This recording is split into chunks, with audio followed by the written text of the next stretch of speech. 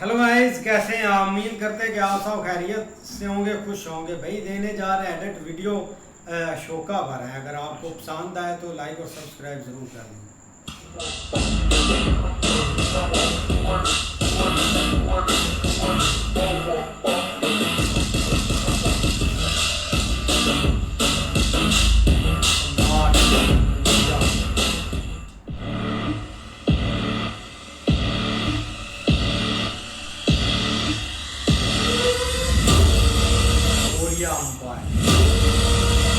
Boston.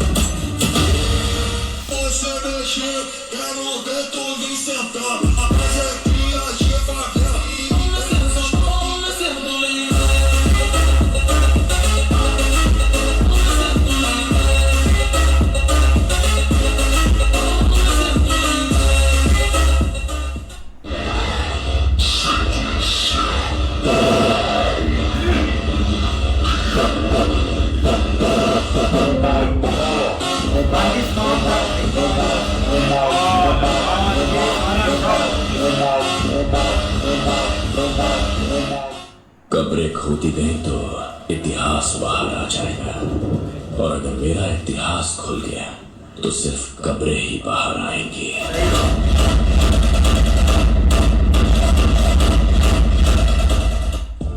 पर मैं अपने राष्ट्र की परवाह करता हूं, इसलिए आपसे प्रार्थना करता हूं कि आप आतताई व विध्वंसकारी लक्ष्य का साथ न दें।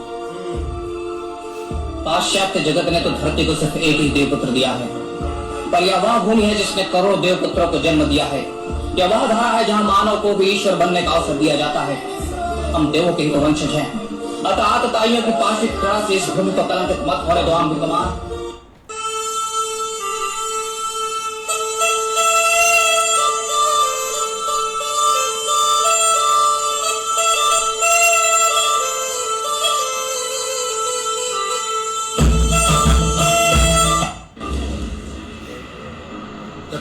आधी हो चुकी है राजकुमार, अब वे आत्मसमर्पण करना चाहते हैं। ये तो राजकुमार को कोई अवसर देना चाहिए। कहीं सेनापति तक्षक के ध्वज झुक चुके और तक्षक की सेना यार वो खान में परफेक्ट बैठा है इसमें। हाँ, तक्षक का सर मदद के साथ झुक गए।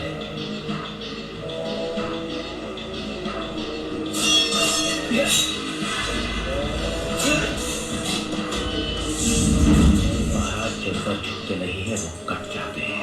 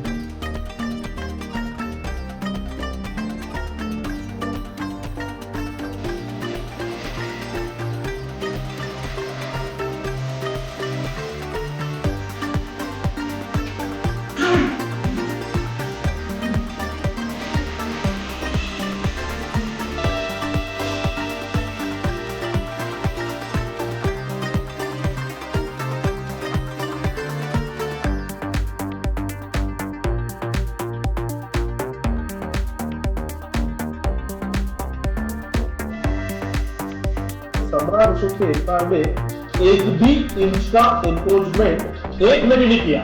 मतलब कोई बाईकालाल पैदा नहीं हुआ, विदेशी पैदा नहीं हुआ कि सम्राट अशोक के एम्पायर में आक्रमण करके दिखा दे, कोई भी नहीं पैदा हुआ।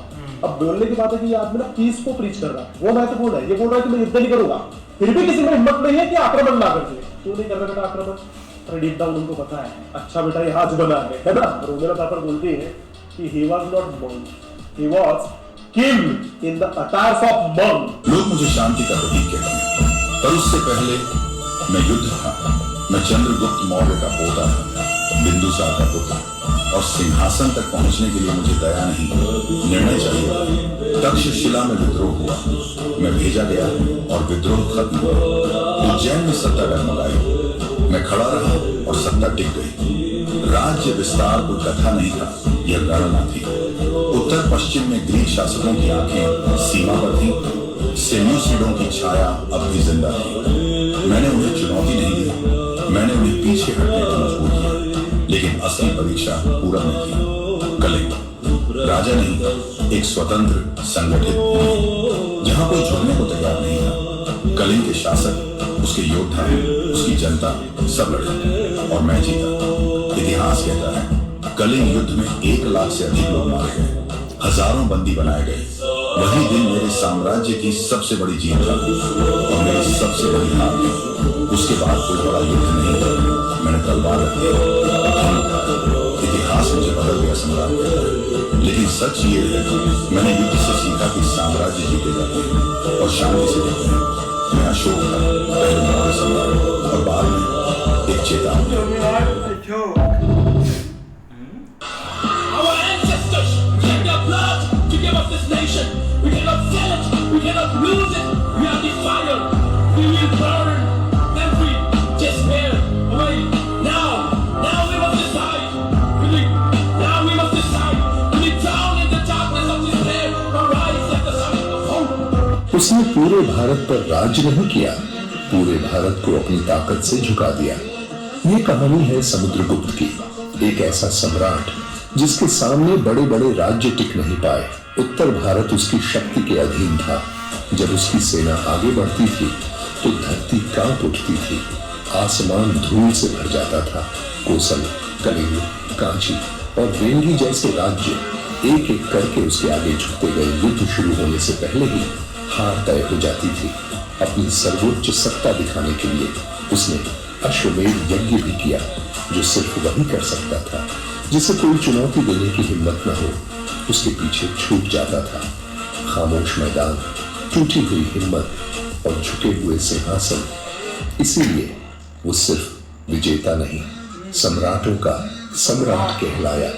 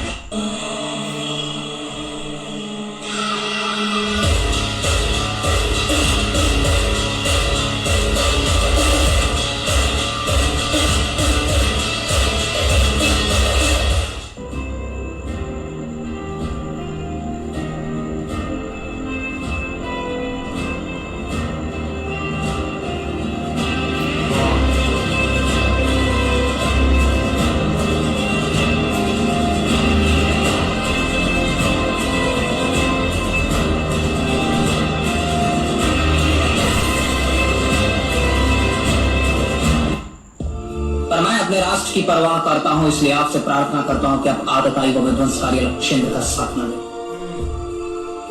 पाश्चात्य जगत ने तो धरती को सिर्फ एक ही देवपुत्र दिया है, पर यह वह भूमि है जिसने करोड़ों देवपुत्रों को जन्म दिया है। यह वह धरा है जहां मानव को भी ईश्वर बनने का अवसर दिया जाता है। हम देवों के ही तो वंशज हैं, अतः आतताइयों की पार्श्विक क्रिया से इस भूमि को कलंकित मत होने दो। हम विद्यमान जब सम्राट अशोक ने तलवार छोड़ी तो न सिर्फ उसकी तलवार पर 2.5 लाख लोगों के रक्त के निशान थे, बल्कि पीछे था एक बहुत बड़ा साम्राज्य। हिस्टोरियन पता ही नहीं कर पाए कि आखिर सम्राट अशोक के पास कितनी बड़ी संपत्ति थी। उसकी दौलत का अंदाजा लगाना लगभग नामुमकिन हो चुका था और दुनिया देख रही थी कि कैसे बिहार मगध में बैठे एक सम्राट ने पूरे विश्व के 5% हिस्से पे कब्जा कर लिया। और हिस्टोरियन का तो ये भी कहना है कि अगर सम्राट अशोक के अंतिम सांस तक उनके हाथ में तलवार होती तो ये भारत जो आप देख रहे हैं पूरे विश्व के 50-60% तक फैल जाता। हिस्ट्री कहती है पूरी दुनिया की 35% इकोनॉमी अकेले सम्राट अशोक के पास थी। काश सम्राट अशोक ने शांति को नहीं चुनकर युद्ध को ही चुना होता तो आज भारत का नक्शा ही अलग होता। शायद आज के ईरान को भी इतना परेशान नहीं होना पड़ता।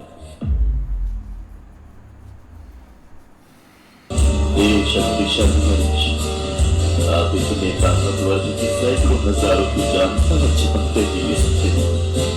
जरा अपनी ताकत दिखाते हुए इस मरे हुए बच्चे में जान। अशोक हमेशा के लिए बदल गए। सभी लोग मेरी संतान हैं और मैं चाहता हूं कि मेरी सभी संतानों का कल्याण हो, वे प्रसन्न रहे।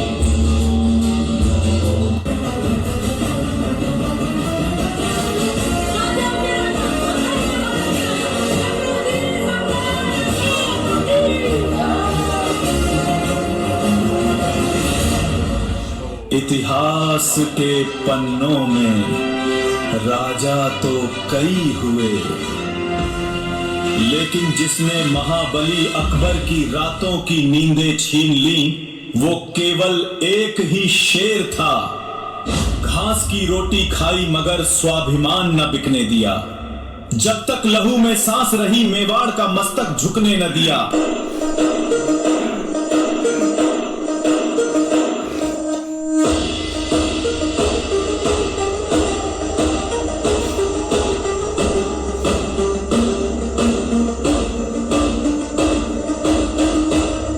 और इस राजपूताना में भी जो शक्ति उसके विरुद्ध सबसे मुखर थी वो थी प्रताप की मातृभूमि, मेवाड़ की राजधानी चित्तौड़। यदि रण में हमें कोई ललकारे तो क्षत्रिय धर्म के अनुसार हम इससे अवश्य चाहे वो स्वयं काल ही क्यों न। Of Indian descent and now has a permanent home in the heart of Seattle. A statue of the Swami Vivekananda.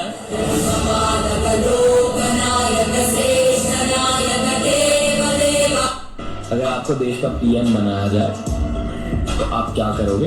आपकी 4 प्रायोरिटीज क्या होंगी? अशोक की जो धम्म की नीति थी उसको मैं फिर से अभी इम्प्लीमेंट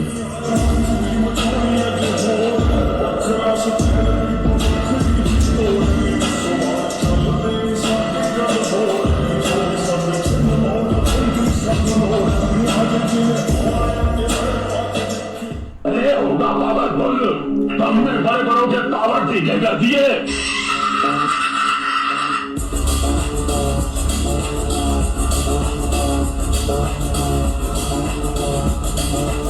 प्राचीन काल में बिहार जो है वो विशाल साम्राज्यों का गढ़ रहा। शायद आपने मौर्य साम्राज्य के बारे में सुना हो, आप तो टीचर हैं। गुप्त साम्राज्य के बारे में सुना हो, शायद आपने चंद्रगुप्त मौर्य, समुद्रगुप्त, चाणक्य के बारे में सुना हो, शायद आपने पाल साम्राज्य के बारे में सुना। अच्छा चलिए नहीं सुना कोई बात नहीं, आप तो शिक्षिका है ना। नालंदा विश्वविद्यालय के बारे में तो जरूर सुना होगा, क्योंकि एक जमाने में पूरी दुनिया को नालंदा ही शिक्षित कर रहा था। विक्रमशिला विश्वविद्यालय के बारे में तो सुना होगा। बौद्ध शिक्षा के प्रमुख केंद्रों में से एक था जहां पर तंत्र, विज्ञान, धर्म और दर्शन पढ़ाया गया। आपने सम्राट अशोक के बारे में सुना? वो सम्राट जिन्हें सम्राटों का सम्राट कहा जाता था, चक्रवर्ती सम्राट अशोक, जिन्होंने अपने जीवन में एक भी युद्ध नहीं हारा, अपने शासन में 23 विश्वविद्यालयों का निर्माण करवाया। जब हथियार को त्यागा तो सत्य शांति का ऐसा पाठ पढ़ाया जिसकी मिसाल आज भी सारी दुनिया में दी जाती है। सम्राट अशोक बेटा दुनिया के पहले राजा है कि जो बोलते हैं कि नो वॉरफेयर ओनली वेलफेयर। सम्राट अशोक दुनिया के वन ऑफ द अर्लीस्ट राजा है जो बोलते हैं कि प्रजा मेरी संतान है और मैं उनका पिता हूँ। पता जैसे अपने बेटों की केयर लेता है मैं वैसी केयर लूंगा। सम्राट अशोक दुनिया के पहले राजा है जो बोलते हैं मैं एनिमल वेलफेयर भी करूंगा, एनिमल किलिंग को बैन कर दूंगा। मतलब भारत के इतिहास में पहली बार गौ रक्षा अगर कोई राजा ने की होगी वो भी सम्राट अशोक है। भारत के और दुनिया के इतिहास में पहली बार इकोलॉजी एनवायरमेंट प्रिजर्वेशन की बात अगर किसी ने की होगी वो भी सम्राट अशोक है।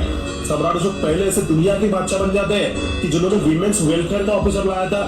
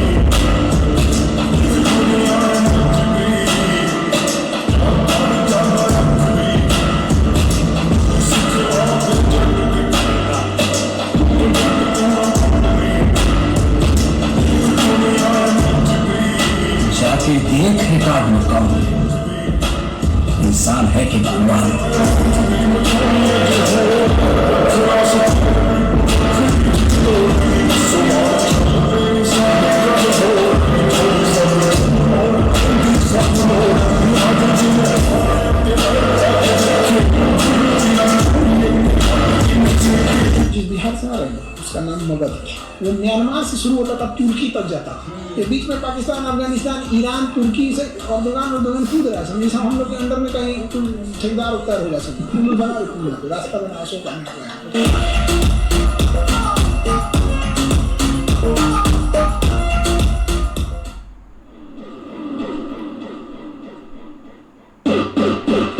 Ready for my arrival, Barb. You are strong, child, but I am beyond strength.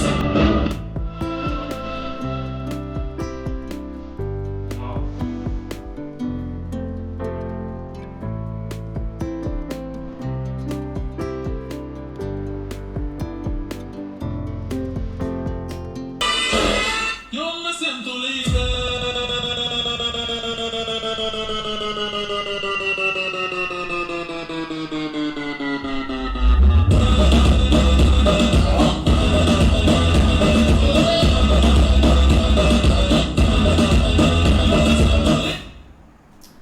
ऐसे ये यार बहुत कमाल की वीडियो थी, लेकिन देखा जाए ना भाई, ऐसे ऐसे वॉरियर देखे हैं जो कि बंदा नाम सुनकर ये हैरान रह जाता है। लेकिन अगर बात करें ना अखंड भारत की, तो अभी भी मतलब कि ये जो वॉरियर थे ना, उसमें भी भाई अशोका सम्राट आते थे, उन्होंने भी यही बोला था कि हम एक अखंड भारत का मतलब भी ये था, क्योंकि ये जो भाई राजा थे ना, इन्होंने हुकूमत ही बहुत की थी, मतलब कि पूरा इंडिया उसमें आता था, और ईरान तक इनकी सीमा थी, तुर्की तक, तो ये सारी चीज़ें आती थी। तो इसलिए आप भी बोलते हैं कि हमने एक अखंड भारत बनाना है। तो आप ये तो मतलब कि चीज़ ठीक है, अभी पाकिस्तान को वो लेकर क्या ही करेंगे, तो ये चीज़ एक चलती रहती है। लेकिन अगर देखा जाए ना, तो भाई आप ग्रेट अलेक्जेंडर पर आ जाए ना, तो उसने 18 साल की एज में भाई ऐसे ऐसे सम्राट मतलब के झुका दिए थे, जो कि एक बड़े बड़े योद्धा भी नहीं ये काम कर सकते थे। 18 साल क्या एज होती है, उसने बहुत योद्धा एक मतलब के गिराए थे। लेकिन माना जाता है कि भाई अशोका एक उनसे डबल ताकतवर थे, इतनी उनके पास पावर थी। पूरे इंडिया में भाई एक हुकूमत थी, नेपाल में आगे पाकिस्तान, ये सारी मतलब कि उनके अंडर होती थी, और कोई ऐसा बंदा ही नहीं था जो कि सोच सकता था कि मैं इधर हमला कर सकूं, मतलब कि इतने वो पावरफुल हैं। और यार उनको ऐसे रखा जाए। बाद में ये भी तो देखे ना, जब उन्होंने तलवार छोड़ी तो कितना उन्होंने ये सारी चीजें छोड़ के एक साइड पे हो गए। जैसे उन्होंने वो इतने दूसरा पढ़ाने लिखाने के लिए, ज्ञान देने के लिए वो जो धर्मशाला या क्या कहते हैं वो बनवाई इतनी, और तलवार ऐसे छोड़ी कि सब चीज़ें ही सारे काम छोड़ दिए। बाकी भाई सम्राट जो है ना, इन्होंने जो अपना भाई आप देख लें कि बाबा इसमें सारी कंट्रियाँ आ रही हैं, हत्ता कि चाइना में भी इनके टेम्पल हैं। इतना बड़ा उनका सम्राट था और इतनी बड़ा राज्य था उनको, उन्होंने देख लें कि एक इंसान इतना बड़े, इतनी बड़ी जो है, जिसमें पाकिस्तान आ रहा है, अफगानिस्तान आ रहा है, चाइना भी आ रहा है, जो भारत तो दूसरा सारे ही है, बाकी भाई बांग्लादेश, नेपाल, ये सारी कंट्रीज आ रही हैं। इनको संभालने वाला वो एक बंदा था उस टाइम पे, इतना कुछ उस बंदे ने कीता और दलेरी दिखा के ये सारी कंट्री को संभाल रहा था वो बंदा। बिल्कुल यार, एक काफ़ी अच्छे शॉट्स थे सम्राट अशोका जी के, क्योंकि उन्होंने भाई जितनी देर तक एक लड़े हैं या जंगें उन्होंने की है ना, उन्होंने कभी भी भाई आगे किसी के आगे झुके नहीं हैं, या कोई भी ऐसे एक वार है जो वो भाई एक ना हारे नहीं हैं। और अब भी देख ले उनको एक कितने अच्छे लफ्ज़ों में याद रखा जाता, और एक उनकी एक देखे पिक्चर एक कैसे भई है, और जो एक पूरा उन्होंने पार्लियामेंट के ऊपर जो एक बनाया हुआ भी है, वो इसीलिए भाई एक उन्होंने एक कितने अच्छे फ्लैग में भी है। हाँ, फ्लैग में भी है, और जो उन्होंने भाई इतनी ज़्यादा जो जंगें लड़ी हैं इसी वजह से। बाकी बहुत अच्छे शॉट्स थे भाई, शॉट बहुत अच्छे हैं। ये चीज़ देखें कि अशोका जी ने भाई पूरे इंडिया पर एक किस्म का उन्होंने पूरे इंडिया को संभाला हुआ था।